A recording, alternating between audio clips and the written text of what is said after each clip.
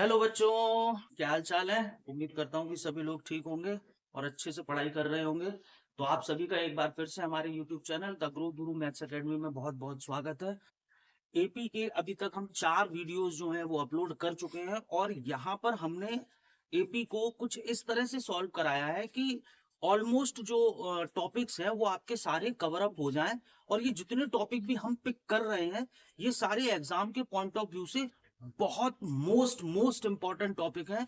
Mostly question इन्हीं topics के ऊपर आते हैं। बाकी एपी आपने अपने पूरे एकेडमिक सेशन में पढ़ी होगी। तो अब यहाँ पे सिर्फ हम इंपॉर्टेंट क्वेश्चंस को ले रहे हैं, इंपॉर्टेंट टॉपिक्स को ले रहे हैं जो एग्जाम के पॉइंट ऑफ व्यू से सबसे ज्यादा इंपॉर्टेंट है। ओके, तो चलते हैं अपने पार्ट नंबर 5 में एक और इंपॉर्टेंट टॉपिक के साथ। देखिए, कोई एपी है, उसका अगर एन टर्म दिया है और सम ऑफ एन टर्म दिया। देखिए, एपी अभी तक हमने पढ़ी, इतनी सारी एपी पढ़ी है, आपने बहुत सारी पढ़ी है। एपी में सबसे ज्यादा इंपॉर्टेंट चीज है फर्स्ट टर्म ए और कॉमन डिफरेंस डी।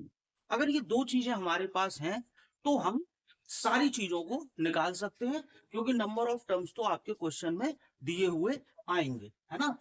तो अब यहां से ए और डी हमको निकालना है। कब?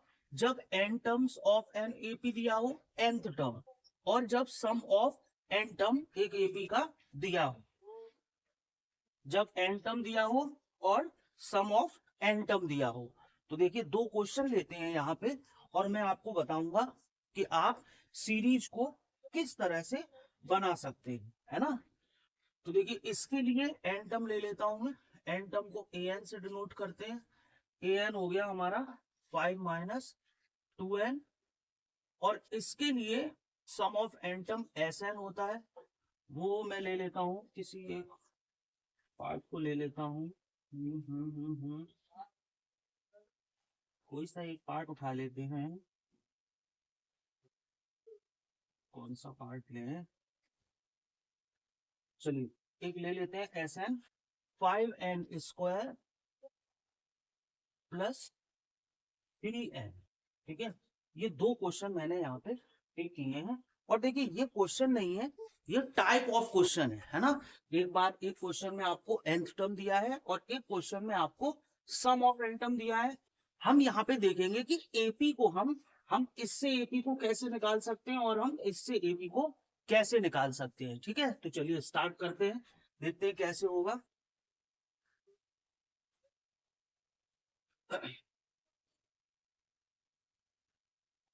देखिए, ई एन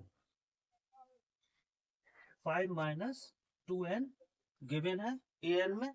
तो देखिए, इसमें हमें क्या करना है।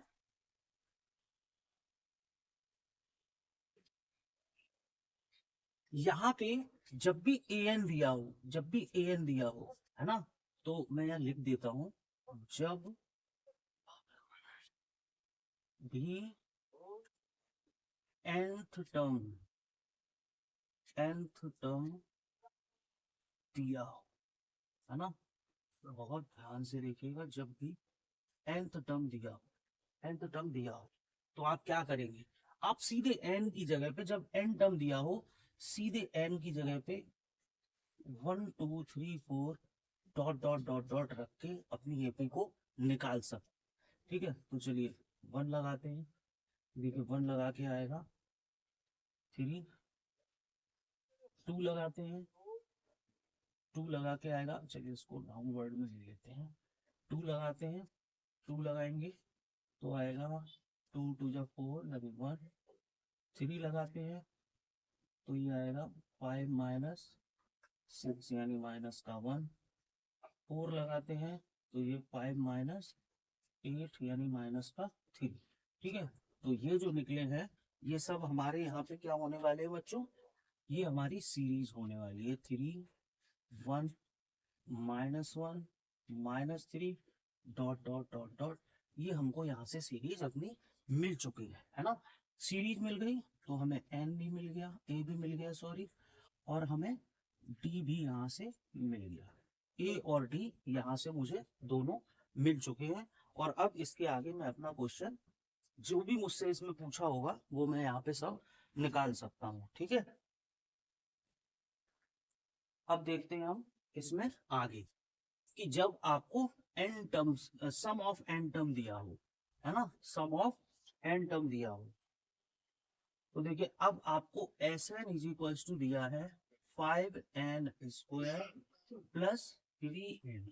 जब आपको n टर्म दिया जाएगा, बहुत ध्यान से देखिएगा, जब n टर्म दिया जाएगा तो आप n की जगह पे 1 2 3 4 डायरेक्ट नहीं लगा सकते हैं, है ना। तो यहाँ लिख लेते हैं, जब एस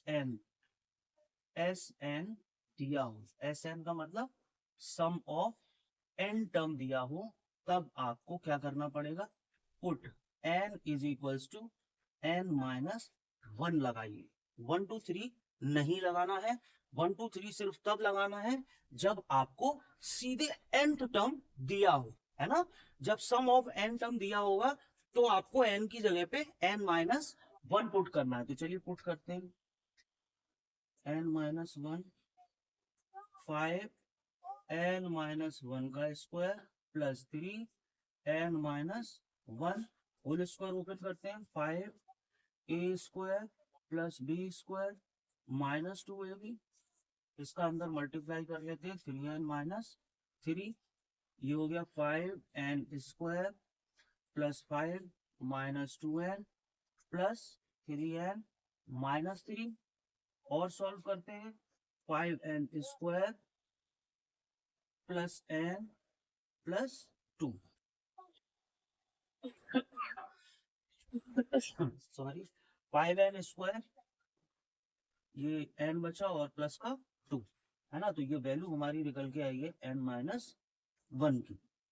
अब हमें निकालना है यहाँ से an। तो देखिए an का एक फॉर्मूला होगा, ये देखिए यहाँ पे ये an का फॉर्मूला निकल आएगा, है ना। तो देखिए हमने को जब सम ऑफ एन टर्म दिया था तब हमने n की जगह पे 1 2 3 नहीं लगाया, जबकि हमें n टर्म दिया था तो हमने n की जगह पे 1 2 3 डायरेक्ट लगा के अपना सीरीज निकाल लिया था।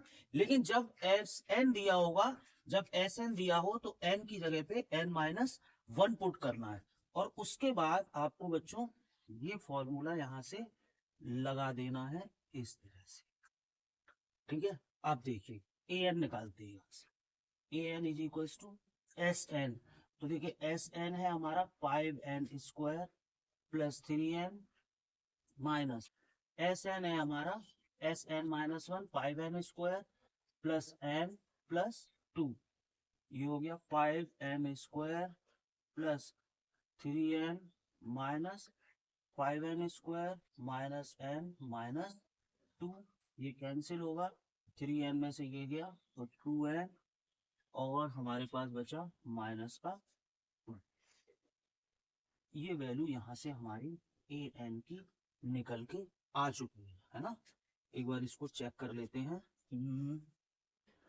a² plus b² minus 2ab 3n minus 3 5n² 5। हाँ देखिए यहाँ पे गलती हो रही है, ये हमारा आएगा 10n, है ना। तो यहाँ पे फिर हो जाएगा माइनस का 7n, और ये होगा हमारा माइनस का 7n, तो ये हो जाएगा प्लस का 7n और 7n और 3n, ये मिल के हमारे बन जाएंगे 10n, है ना। कुछ इस तरह से हमने यहाँ पे अपना n टर्म निकाल लिया है। तो देखिए जब n मतलब कुल मिला के जब ए एन दिया हो, यानी n टर्म दिया हो, तो आप डायरेक्ट 1 2 3 4 लगाएंगे, और जब सम ऑफ n टर्म दिया होगा तो आपको nth टर्म निकालना पड़ेगा, ठीक है बच्चों। यहाँ पे ये ए एन डायरेक्ट था, और यहाँ पे एस एन को मैंने सॉल्व करते हुए यहाँ से ए एन निकाला है। अब मैं यहाँ से अपना a1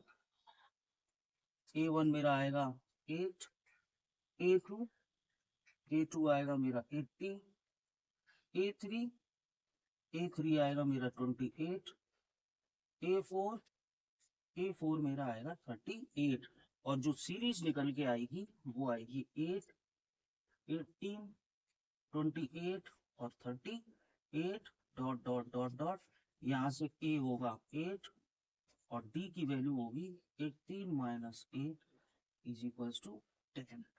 ठीक है, तो ये था आपका कॉन्सेप्ट कि जब आपको एन टर्म दिया जाएगा किसी सीरीज का तो आप गिवन चीजें कैसे निकालेंगे, और जब आपको सम ऑफ एन टर्म दिया जाएगा। अब यहाँ पे क्वेश्चन बहुत सारे अराइज हो सकते हैं। कैसे? देखिए, जैसे यहाँ पे अभी मैं लिख दूं find sum of first 20 term, first 20 terms. ठीक है, अब अगर मैं ऐसे लिख दूं तो कोई प्रॉब्लम नहीं है। S n is equals to n upon two a plus n minus 1 into d. मेरे पास सम ऑफ एन टर्म का फॉर्मूला होता है।